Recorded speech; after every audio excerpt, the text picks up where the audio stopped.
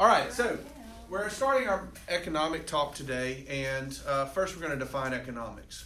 A lot of times have misconceptions. Yeah. Even out of this room, some of you said, so we're going to learn about investing money, or we're going to learn about stocks and all that kind of stuff. No, that's all finance. We'll talk some about it, but economics is not necessarily money.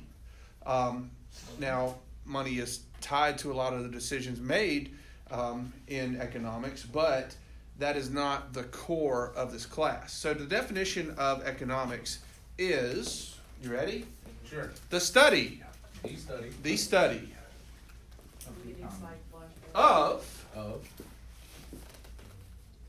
of the choices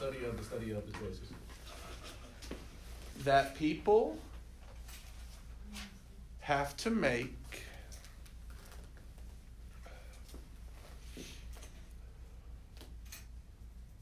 in dealing with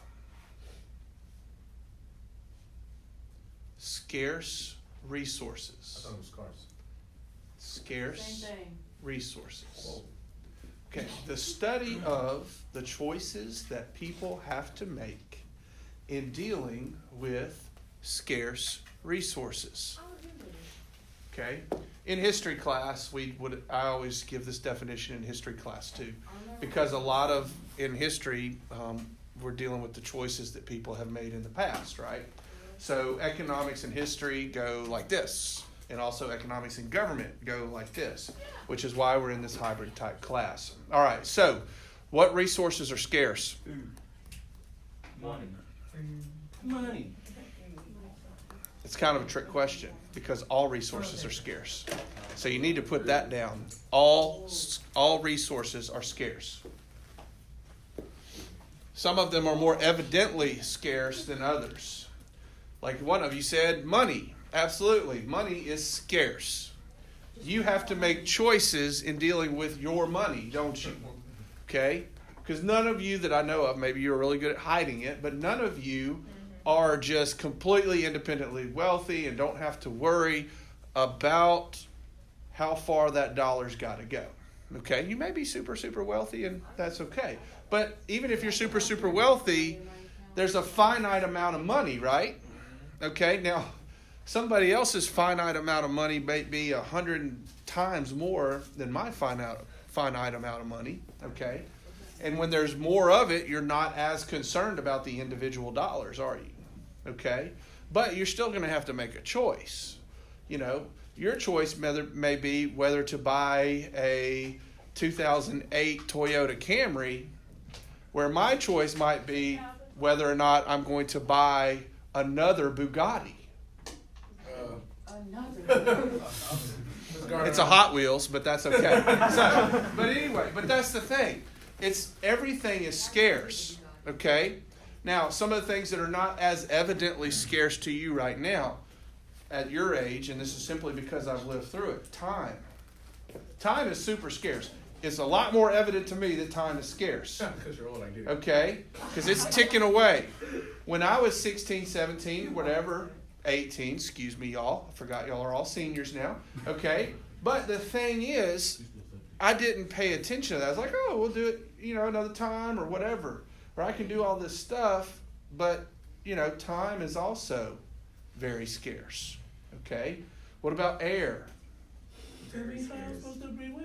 Clean air is scarce and becoming more scarce. Water, particularly drinking water, very, very scarce. Okay? So, no matter what we do, you always have to do economic things, which is make a choice, okay?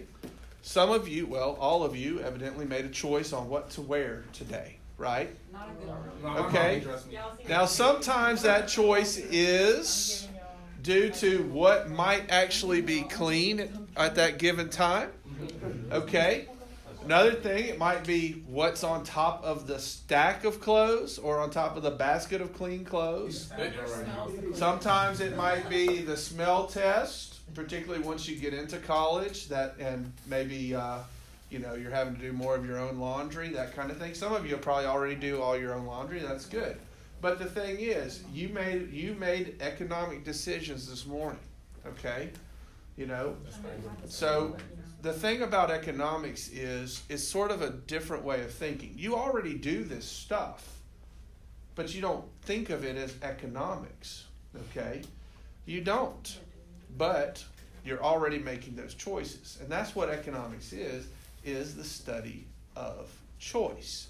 And we're going to look at that today. We're going to get some of the basic vocabulary down today, and actually get to our very first economic graph, which will be super, super exciting. So we'll go ahead and let's talk about factors of production. That'll be our next topic. Is that like a definition? Yeah, factors of production.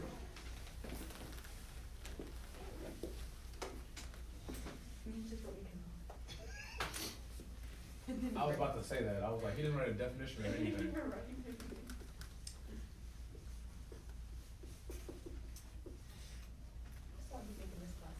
Okay, factors of production. And don't worry, guys, there will be some PowerPoints along the way. I know some of you are a little itching because you want to see it. Okay, so, all right, basically factors of production, essentially these can also be called resources. But no, you need to know the economic term, okay? There's four things to producing any good that have to be there, okay? One is land. Okay, now land is not the dirt that we're standing on, okay? Land, in economic terms, this would be natural resources. Anything occurring in nature that can be used to produce a good or service. That's what land is. Anything occurring in nature that can be used to produce a good or service. Anything occurring in nature that can be used to produce a good or service. So water is in fact land. Wow. Anything occurring In nature that can be used to produce a good or service. Okay? Because we produce services, we produce goods. A good is a tangible thing that you take home, but a service, well, some of you may even do like Bite Squad or Go Waiter or something like that. Does anybody drive for them? What was that first one? Bite Squad. Bike squad? Bite Squad. Never heard that in my Okay. life. Anyway. chauffeur my friends around. But basically that's providing a service, right? Okay, question.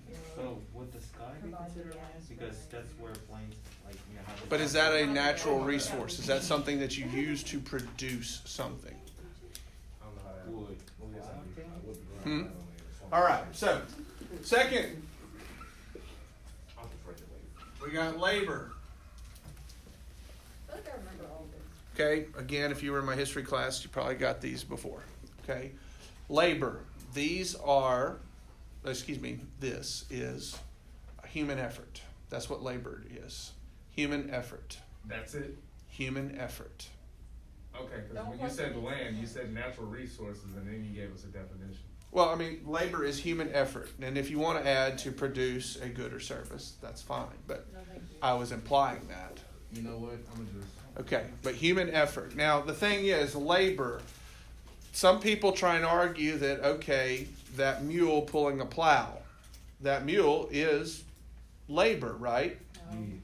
Well, the mule is laboring, but it's not this kind of labor. Labor is human effort, because the mule is actually a different factor of production. Did you say there were 4 of them? Yes, there's 4.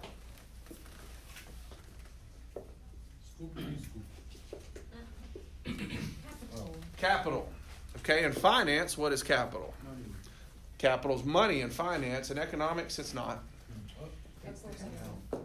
Now, capital, financial capital can be used to acquire this kind of capital.